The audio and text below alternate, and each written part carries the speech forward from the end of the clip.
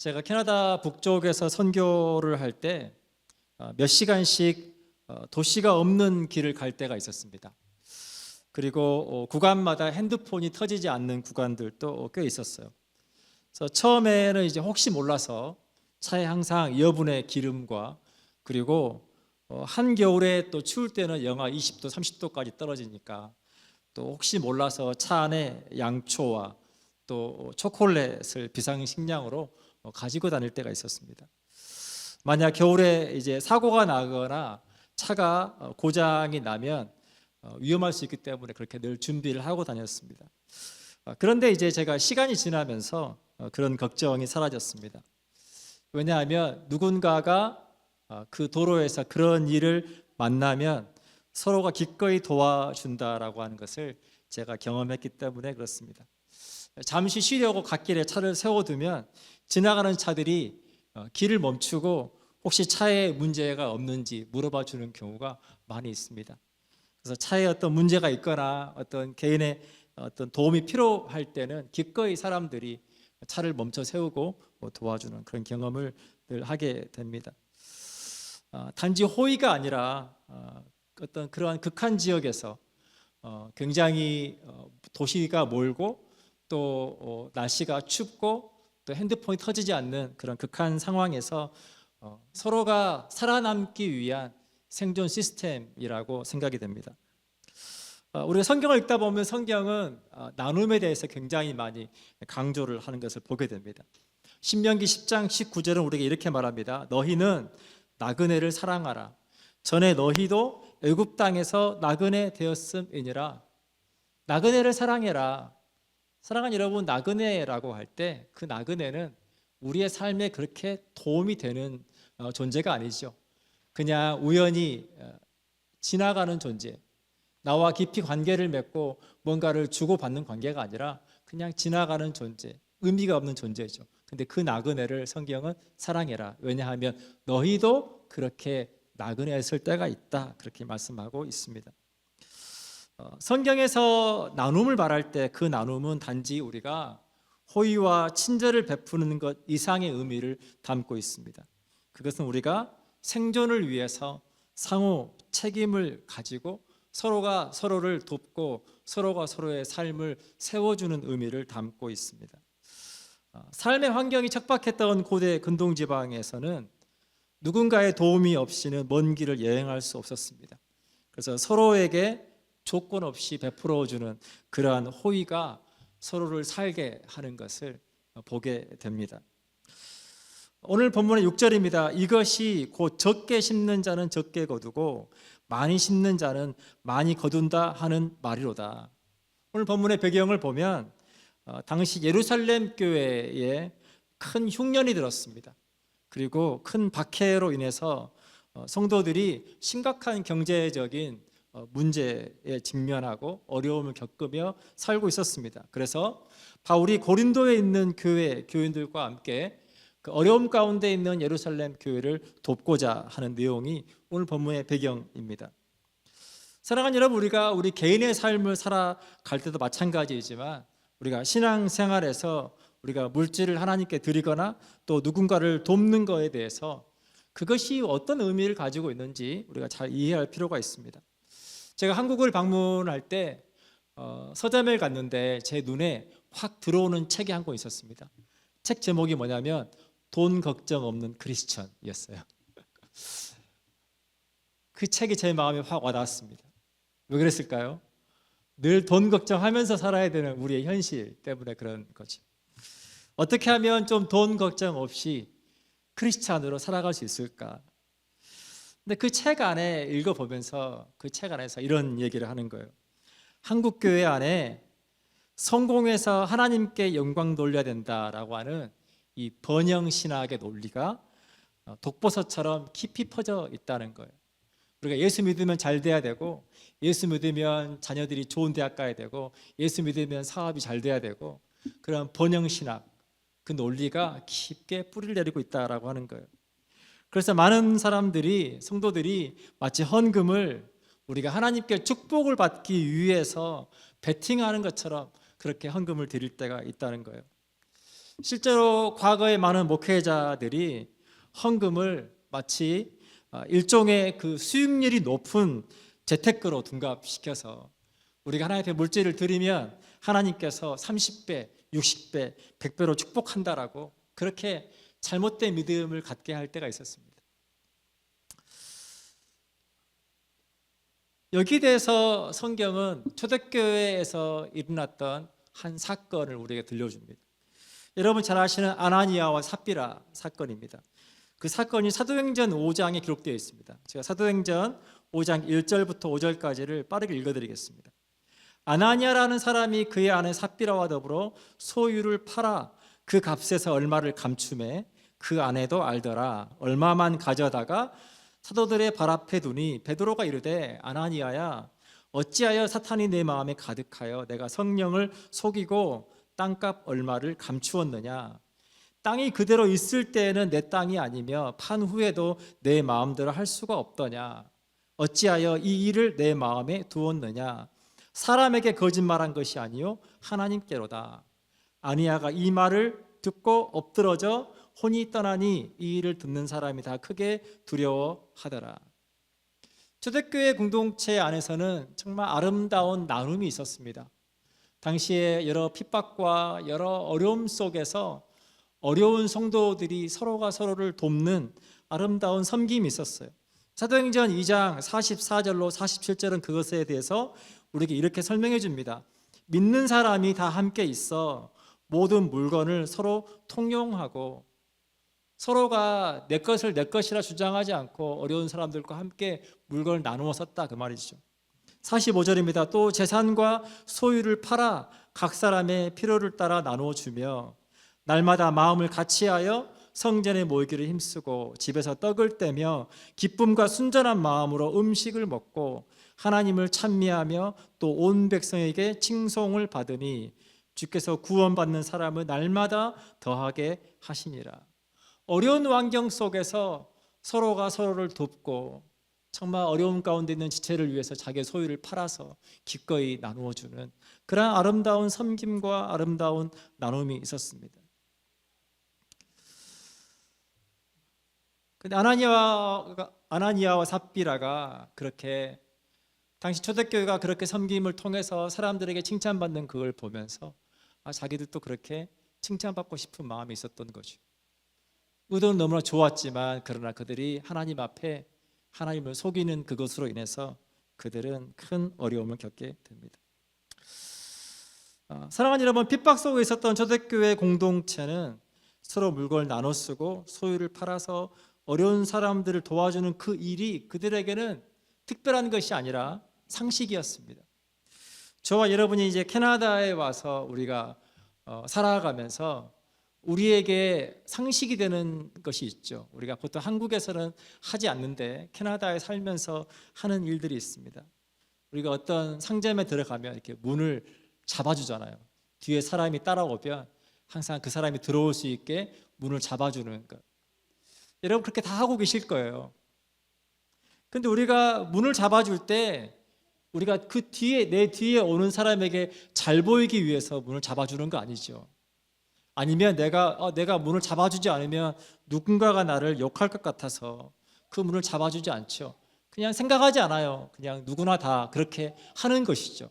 서로 친절을 베풀고 서로 그렇게 다치지 않도록 문을 잡아주는 게 상식인 거죠. 우리가 그것을 조금 좋은 표현으로 뭐라고 하냐면 성숙한 시민의식이다라고 표현합니다. 사랑하는 여러분, 초대교회 공동체는 그렇게 성숙한 신앙의식이 있었어요. 그래서 그 일을 통해서 사람들에게 칭찬을 받았습니다. 그래서 우리가 하나님 앞에 드릴 때 우리가 어떤 마음으로 사람들을 나눌 때 어떤 마음으로 하는지가 너무나 중요한 것입니다. 오늘 본문 7절입니다. 각각 그 마음에 정한 대로 할 것이요 인색함으로나 억지로 하지 말지니 하나님은 즐겨내는 자를 사랑하시느니라. 하나님은 겉으로 보여지는 우리의 행위가 아니라 우리의 마음의 중심을 보시는 하나님이십니다. 사랑하는 여러분, 아나니아와 삽비라가 그들이 그냥 조그마한 의자 하나를 팔아서 드린 게 아니에요. 그들이 땅을 팔았다라고 되어 있습니다. 땅을 판 그 땅을 팔아서 드린 그 비용이 결코 적지 않은 금액이었을 거다라고 생각이 돼요. 그런데 문제는 무엇입니까? 그들이 적게 들여서가 아니라 하나님을 속이려고 했던 그들의 탐욕 때문에 그들은 하나님께로부터 무서운 징계를 받았습니다. 사랑하는 여러분, 우리가 이민자로 살아갈 때 하루하루 여유 없이 살아가는 삶을 살게 되죠. 너무나 렌트비는 비싸고 부부가 맞벌이를 해도 너무나 비싼 물가, 또 아이들 교육 문제, 정말 여러 가지 여러분 이민자로 살아가면서 정말 여유 없이 살아가는 삶을 다 살고 계실 거예요. 우리가 그거 속에서 어떻게 하면 우리가 건전한 재정을 마련하고 우리의 가정과 우리의 삶을 안정적으로 살아갈 것인가, 우리 끊임없이 노력하죠. 그건 너무 중요합니다. 그런데 더 중요한 것은 무엇이냐면 내가 어떻게 얼마나 많은 돈을 벌어서 어떻게 쓸 것인가를 생각하기 전에 우리에게 중요한 질문이 있다는 거예요. 그 질문은 무엇이냐면 내 삶의 주인이 누구인가 라고 하는 그 질문에 우리가 매일 믿음으로 답할 때 내 삶의 주인이 누구이신가? 나인가? 하나님이신가? 그것에 대해 우리가 믿음으로 답할 때 비로소 하나님께서 우리에게 허락하신 것, 주신 것을 우리가 지혜롭게 관리하고 유통하는 선한 청지기로 살아갈 수 있다라고 하는 것입니다. 우리가 선한 청지기로 살아갈 때 비로소 하나님께서 저와 여러분에게 주시는 그 즐거움을 누리며 살아갈 수 있다라고 하는 것입니다. 신명기 12장 6절과 7절은 우리에게 이렇게 말합니다. 너희의 번제와 너희의 제물과 너희의 11조와 너희 손의 거제와 너희의 서원제와 낙헌 예물과 너희 소와 양의 처음 난 것들을 너희는 그리로 가져다가 드리고 거기 곧 너희의 하나님 여호와 앞에서 먹고 너희의 하나님 여호와께서 너희의 손으로 수고한 일에 복주심으로 말미암아 너희와 너희의 가족이 즐거워할지니라. 사랑하는 여러분, 하나님은 우리의 삶 가운데 넘치는 은혜를 주시는 하나님이십니다. 오늘 본문 8절입니다. 하나님이 능히 모든 은혜를 너희에게 넘치게 하시나니 이는 너희로 모든 일에 항상 모든 것이 넉넉하여 모든 착한 일을 넘치게 하게 하려 하심이라. 사랑하는 여러분, 하나님께서 저와 여러분에게 복을 주셨습니다. 아멘이십니까? 우리가 복을 받기 위해서 열심히 무언가를 하는 것이 우리의 신앙이 아닙니다. 예배에 빠지지 않고 열심히 예배 드리면 복 주시겠지. 우리가 기도 많이 하면 하나님께서 복 주시겠지. 우리가 헌금 많이 하면 하나님께서 복 주시겠지. 여러분, 우리의 신앙은 그런 게 아닙니다. 로마서 8장 32절에서 바울은 우리에게 이렇게 정확하게 설명합니다. 자기 아들을 아끼지 아니하시고 우리 모든 사람을 위하여 내주신 이가 어찌 그 아들과 함께 모든 것을 우리에게 주시지 아니하겠느냐. 사랑하는 여러분, 여러분에게 아무리 많은 재물과 아무리 대단한 뭔가가 있다고 해도 여러분 그것을 여러분 자식과 바꿀 수 있습니까? 아니죠. 여러분의 자녀보다 귀한 건 없을 거예요. 온 우주 만물을 창조하신 하나님께서 그 아들 예수 그리스도를 저와 여러분을 위해서 십자가에서 내어 주셨습니다.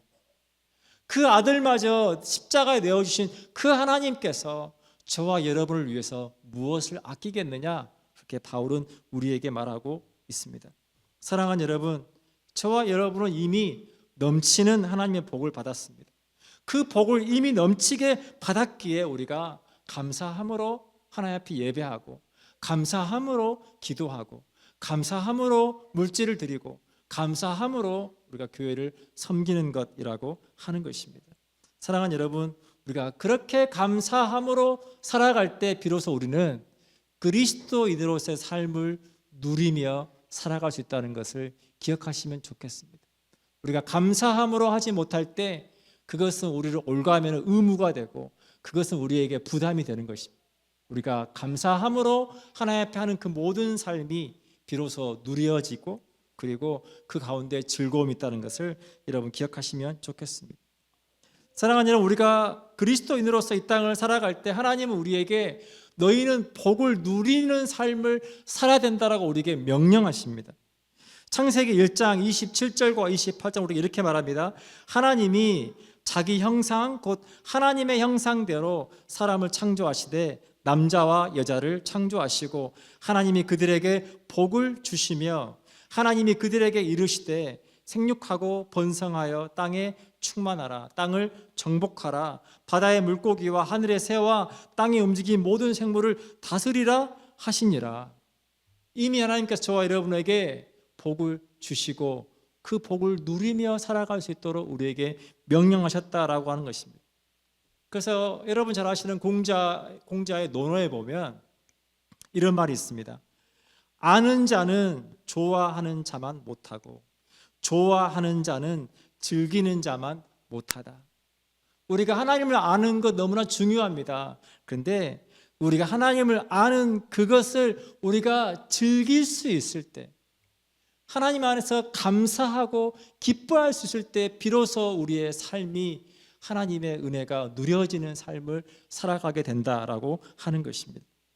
오늘 본문 11절입니다. 너희가 모든 일에 넉넉하여 너그럽게 연보를 함은 그들이 우리로 말미암아 하나님께 감사하게 하는 것이라. 사랑하는 여러분, 하나님은 우리의 삶의 공급자이십니다. 농부가 심을 땅과 씨앗이 있는 것처럼 우리의 삶에 필요한 것들을 주시고 넉넉하게 하셔서 우리의 가정을 돌보게 하시고 공동체를 섬기게 하시고 우리 주변의 이웃들을 섬기게 하시는 하나님이십니다. 올해 한 해 저희 교회 표어가 넘치게 하시는 해입니다. 저 여러분 삶의 자리에 넘치게 하시는 그 은혜가, 하나님의 축복이 함께 하시길 원합니다.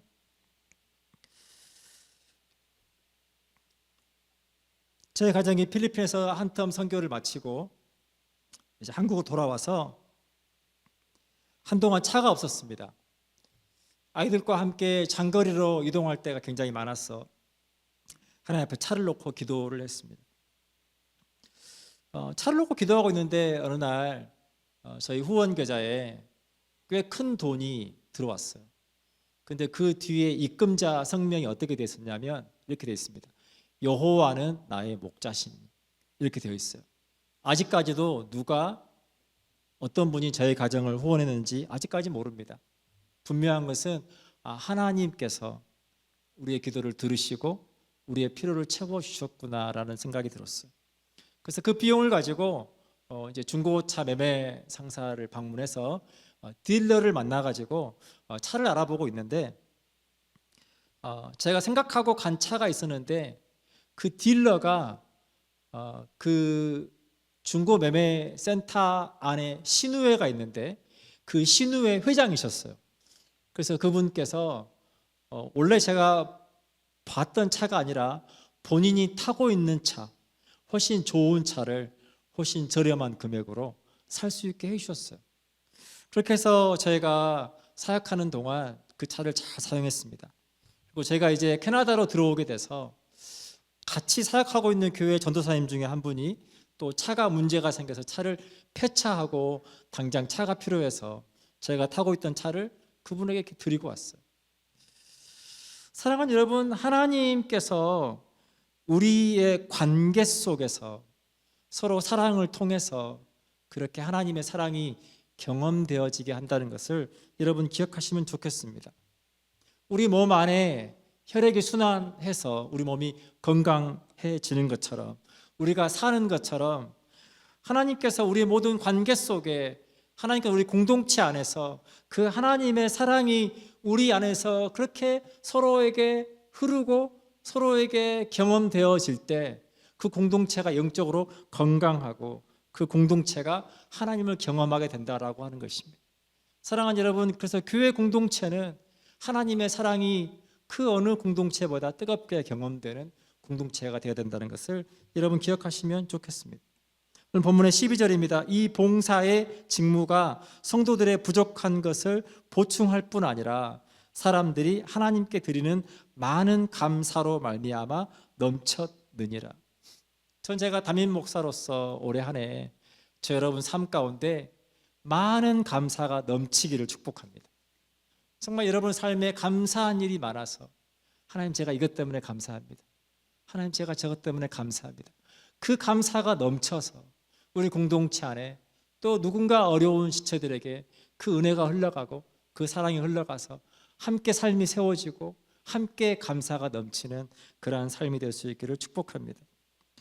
오늘 본문에 사용된 봉사라고 하는 말에 해당하는 헬라어 원어는 레이투르기아스라고 하는 원어입니다.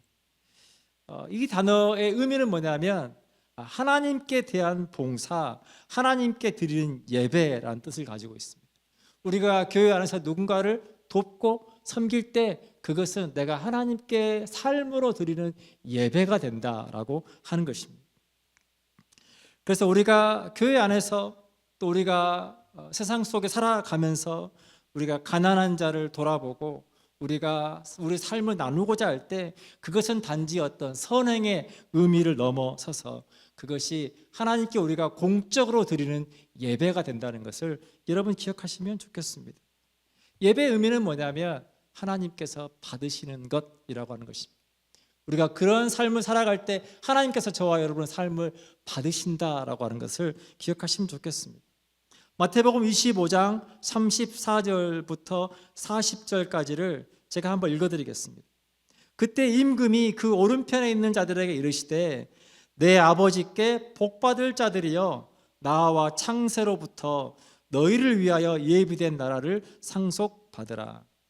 지금 하나님의 심판대 있고 하나님의 심판대 앞에 의인들과 악인들이 있습니다. 지금 그 의인들을 향하여 하나님께서 하시는 말씀입니다. 창세로부터 너희를 위하여 예비된 내 나라를 상속받으라. 그러면서 말하기를 그들이 하나님 나라를 상속받는 그 축복을 받을 만한 이유에 대해서 설명해 주십니다. 35절입니다. 내가 줄일 때에 너희가 먹을 것을 주었고 목마를 때에 마시게 하였고 나그네 되었을 때에 영접하였고 헐벗었을 때에 옷을 입혔고 병들었을 때에 돌보았고 옥에 갇혔을 때에 와서 보았느니라. 37절입니다. 이에 의인들이 대답하여 이르되 주여 우리가 어느 때에 주께서 줄이신 것을 보고 음식을 대접하였으며 목마르신 것을 보고 마시게 하였나이까? 어느 때에 나그네 되신 것을 보고 영접하였으며 헐벗으신 것을 보고 옷 입혔나이까? 하나님, 우리는 그렇게 한 적이 없습니다. 우리가 언제 그렇게 하나님께 했습니까? 그때 이렇게 말합니다. 40절입니다. 임금이 대답하여 이르시되 내가 진실로 너희에게 이르노니 너희가 여기 내 형제 중에 지극히 작은 자 하나에게 한 것이 곧 내게 한 것이니라 하시고, 지극히 작은 자, 누군가의 도움이 필요한 자, 그에게 한 것이 곧 내게 한 것이다. 사랑하는 여러분, 우리가 사랑의 마음을 가지고 우리가 누군가를 도울 때, 또 우리가 감사의 마음을 가지고 그렇게 공동체를 섬길 때 하나님은 그것이 나에게 한 것이다 라고 하나님께서 받으신다라고 하는 것입니다. 그래서 초대교회 공동체 안에는 하나님께 드리는 많은 감사로 말미암아 넘쳤느니라 라고 하는 고백이 있었습니다. 이 고백이 저와 여러분의 또 우리 양무리 공동체의 고백이 되기를 축복합니다. 사랑하는 여러분, 하나님이 보시는 것은 우리의 행위가 아니라 우리의 마음입니다. 아까워하는 인색함이나 다른 사람들의 시선 때문에 억지로 드리는 것이 아니라 우리가 공동체 일원으로서 상호 책임을 지며 즐겁게 드리는 마음을 하나님께서 기쁘게 받으시고 그러한 삶이 우리가 크리스찬으로서 누려지는 삶을 살게 한다는 것을 기억하시면 좋겠습니다. 우리 함께 잠깐 기도하겠습니다.